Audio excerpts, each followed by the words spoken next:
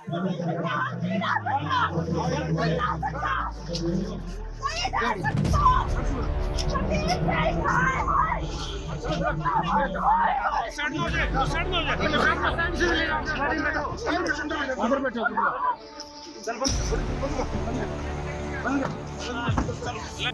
को उतारा, सरदार जी ने मेरे शॉल को उतारा और मेरे गले में उसको ऐसे डाल के उसको घसीटने की कोशिश करी।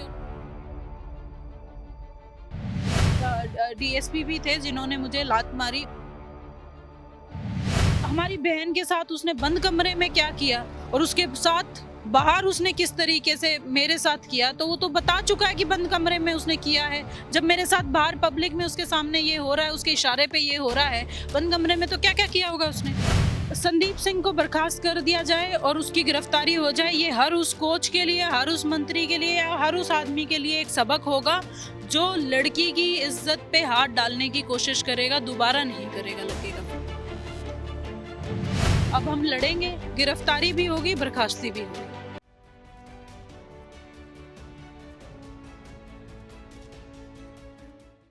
ਸਤਿ ਸ਼੍ਰੀ ਅਕਾਲ, ਤੁਸੀਂ ਦੇਖ ਰਹੇ ਟੀਵੀ ਪੰਜਾਬ। ਮੈਂ ਤੁਹਾਡਾ ਜਸਪ੍ਰੀਤ ਸਿੰਘ ਅਸ਼ਕ।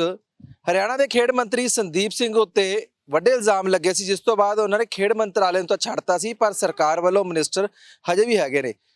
ਸੰਦੀਪ ਸਿੰਘ ਦਾ ਮਾਮਲਾ ਹਜੇ ਜਿਹੜਾ ਉਹ ਥਮਿਆ ਹੀ ਨਹੀਂ ਸੀ ਤੇ ਇੱਕ ਨਵਾਂ ਮਾਮਲਾ, ਇੱਕ ਨਵੀਂ ਵੀਡੀਓ ਸਾਹਮਣੇ ਆ ਜਾਂਦੀ ਹੈ। ਜਦੋਂ 26 ਜਨਵਰੀ ਨੂੰ ਆਪਣਾ ਤਿਰੰਗਾ ਲਹਿਰਾਉਂਦੇ ਨੇ ਤਾਂ ਉਹਦਾ ਵਿਰੋਧ ਹੁੰਦਾ, ਸਵਾਲ ਕੀਤੇ ਜਾਂਦੇ ਨੇ ਤੇ ਉਸ ਤੋਂ ਬਾਅਦ ਜੋ ਸਵਾਲ ਕਰਨ ਵਾਲੀ ਲੜਕੀ ਹੁੰਦੀ ਆ ਉਸ ਨਾਲ ਜੋ ਹੁੰਦਾ ਵੀਡੀਓ ਦੇ ਵਿੱਚ ਖੁਦ ਦੇਖਿਆ ਕਿ ਕਿਵੇਂ ਧੱਕਾ ਹੁੰਦਾ ਆ। लड़की सोनिया साढ़े नाल आ, खुद स्पोर्ट्स पर्सन ने, इन्होंने गलबात करते हैं। सोनिया जी, क्या हुआ था, पूरा मामला क्या था, क्यों आपने विरोध किया जब संदीप सिंह वो तिरंगा फहराने? पहले तो नमस्कार। मेरा विरोध सिर्फ इतना था, मेरा एक सिंपल क्वेश्चन था कि आप अपवित्र हो, आप ये झंडा नहीं छू सकते, क्योंकि जो हमारा तिरंगा है उसमें हमारे फ्रीडम फाइटर्स के खून का एक एक कतरा, हजारों लाखों फ्रीडम फाइटर्स का खून है उसमें।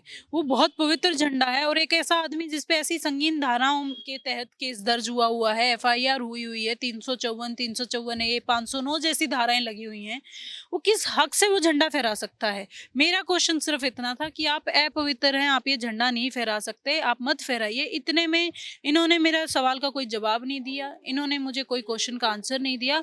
और उसके बाद जो हुआ आप लोगों ने सबने देखा कि किस तरीके से मुझे पुलिस वालों ने मिसहैंडल किया, किस लोग तरीके से सिविलियंस ने मेरे शॉल को उतारा, सरदार जी ने मेरे शॉल को उतारा और मेरे गले में उसको ऐसे डाल के उसको घसीटने की कोशिश करी, और बाकी सब भी आप लोगों ने देखा।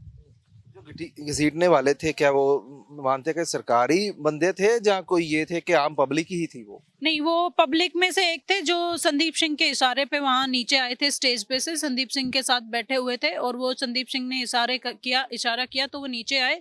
और उसके बाद उसमें एक कोच भी था जो मुझे पीछे कंधों से पकड़ के और कभी मेरा हाथ पकड़ रहा था, कभी कंधों से पकड़ रहा था।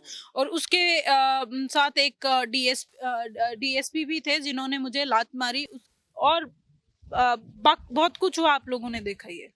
इसके क्या लगता है क्यों चुप कराने की कोशिश की? क्योंकि आपका जो सवाल था वो तो खुद सरकार भी मानती है और आम लोग भी मानते हैं और अदालत भी अब तो उसको उस पे आपकी गवाही देती है भी हाँ वो सही है, फिर क्या दिक्कत? तो मुझे लगता है कि ये सवाल का जवाब मुझे मिल जाना चाहिए था, नहीं मिला। इसका मतलब ये है कि संदीप सिंह किस तरीके से हमारी बहन के साथ उसने बंद कमरे में क्या किया और उसके साथ बाहर उसने किस तरीके से मेरे साथ किया, तो वो तो बता चुका है कि बंद कमरे में उसने किया है। जब मेरे साथ बाहर पब्लिक में उसके सामने ये हो रहा है, उसके इशारे पे ये हो रहा है, बंद कमरे में तो क्या क्या किया होगा उसने। ये तो बात आपका पॉइंट है, पर आपने कंप्लेंट दर्ज करवाई उस सारी? मैंने मेरे ताऊ जी ने कंप्लेंट दी है और लेकिन अभी तक उस पर कुछ हुआ नहीं है। मुझे किसी भी पुलिस ऑफिशियल की तरफ से कोई कांटेक्ट नहीं हुआ है, तो हम आज वेट करेंगे, फिर हम अगला स्टेप लेंगे अपना। लगता है कुछ होने वाला है? देखिए, होपफुल तो हैं। जब इतना बड़ा मामला होता है तब तक, जब तक वो लड़की बाहर नहीं आती और बात नहीं करती तब तक एफआईआर भी दर्ज नहीं होती। पर अब क्या लगता है कि आपकी इस कंप्लेंट पे कुछ हो पाएगा? भगवान करे ये कर ही दें, ये लोग जाग जाएं जो कुंभकर्ण की नींद में सो रहे हैं। नहीं जागे तो हम जगा तो लेंगे ही अपने आप। अच्छा, इसमें सीएम का रोल कैसे देखते हैं? क्योंकि ठीक है, एक बंदे पे है वो, चाहे मैं हूँ, मेरे पे एलिगेशन हो, मैं नहीं मानूंगा भी मैं ऐसा हूँ, पर जो जिम्मेवारी उस सीएम के एक पार्टी का तो नहीं है, एक शख्स का तो नहीं है, सीएम तो पूरी स्टेट का है, उसका रोल कैसे? एक स्टेट का मुखिया लड़की, एक पीड़िता की बातों को अनर्गल बातें बताता है, मतलब बकवास बातें बोलता है। और दूसरी बात, स्टेट के मुखिया का, खट्टर जी का अहंकार तो मतलब मुझे लगता है कि रावण का अहंकार हो गया है, जिसको अपने से बड़ा और अपने से बड़ा कोई और चीज दिखाई ही नहीं देती। आप स्पोर्ट्स पर्सन है, ये मामला तो सामने आ ही गया, एक तो था बड़ा मामला था, पर ऐसे कुछ मामले भी हैं जैसे कोचेस होते हैं जो वो उससे उससे रिलेटेड होते हैं, ऐसा उस मामले पे भी लगता है कि आवाज बुलंद करने की जरूरत है। अब मामला गर्म है तो थोड़ा मामला। मुझे ऐसा लगता है कि संदीप सिंह को बर्खास्त कर दिया जाए और उसकी गिरफ्तारी हो जाए। ये हर उस कोच के लिए, हर उस मंत्री के लिए, या हर उस आदमी के लिए एक सबक होगा जो लड़की की इज्जत पे हाथ डालने की कोशिश करेगा, दोबारा नहीं करेगा, लगेगा फिर। वो भी है, उनके लिए भी कुछ आप, मेरे को पता लगा कि कुछ कर रहे हैं, क्या करोगे? क्योंकि इंसाफ की जरूरत तो भी है, पहले वो अकेली थी, अब तो बहुत सारे लोग उनके साथ। नहीं, हम उन्हीं की लड़ाई लड़ रहे हैं, हम उन्हीं की लड़ाई लड़ रहे हैं, उन्हीं के साथ खड़े हैं, उन्हीं के लिए उस दिन वहां पे हमने वो क्वेश्चन किया था। वो कतई अकेली नहीं है। और जो होगा, चाहे हमें रोडों पे आना पड़े, चाहे जो मर्जी करना पड़े, हम उसकी लड़ाई को लड़ेंगे। आप स्पोर्ट्स पर्सन है, नेशनल प्लेयर है, पर कभी ये डर नहीं लगा कि पूरा का पूरा मेरा कैरियर है, अभी तो शुरू हुआ है, नेशनल इंटरनेशनल जाना है, पर ये लोग वो है, वो संघ है, वो ग्रुप है जो ऊपर से लेके नीचे तक एक है, तो कैसे फाइट होगा? फाइट देखिए जी, डर के तो फाइट की नहीं जा सकती। सारे अपने भय आपको पीछे छोड़ने पड़ते हैं, तब आप एक लड़ाई को लड़ते हैं। और मैं अपने भय पीछे छोड़ के आई हूँ। तो क्वेश्चन ऐसे ही जारी रहेंगे, फाइट जारी रहेगी ऐसे? सिर्फ क्वेश्चन नहीं जी, अब ये रोडों पे आएंगे, अब ये आंदोलन बनेगा। अच्छा, एक बात और मैं जानना चाहता हूँ, आम कोई व्यक्ति हो, कुछ भी थोड़ा सा कर दे, चोरी कर दे, डांट दे, कोई फाइट कर ले, तो उसको तुरंत पुलिस पकड़ लेती है। अब इतने संगीन हो गए हैं, एफआईआर भी दर्ज होगी है, तो भी गिरफ्तारी नहीं। अब करनी पड़ेगी, अब करवाएंगे, अब हम लड़ेंगे, गिरफ्तारी भी होगी, बर्खास्ती भी होगी। पहले तो क्वेश्चन थे, अब रोड पे आके मतलब यस, 100% रोड पे हैं। 10 दिन में अगर सरकार संज्ञान नहीं लेती है, 10वें दिन सरकार फिर खुद ही देख ले। कैसे कैसे हो पाएगा? क्या आपके साथ कुछ पंचायतें या कुछ और लोग भी सब जुड़े हैं? मेरे सारी खापें आई हुई हैं मेरे साथ, जो मेरी लोकल खापें हैं सारी आई हुई हैं। और हर कोई खड़ा हुआ है मेरे साथ, मैं अकेली नहीं हूँ।